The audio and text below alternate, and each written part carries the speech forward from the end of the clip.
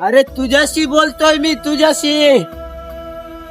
साल्या गरीब घरात जन्म घ्या, एका रेषेत उभे राहा, जीवाचं रान करून पदव्या मिळवा आणि मग नोकरीसाठी दर फटका.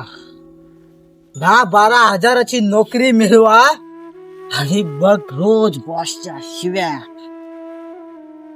आणि मग घरी आल्यावर आई बापाचे ताणे ऐका.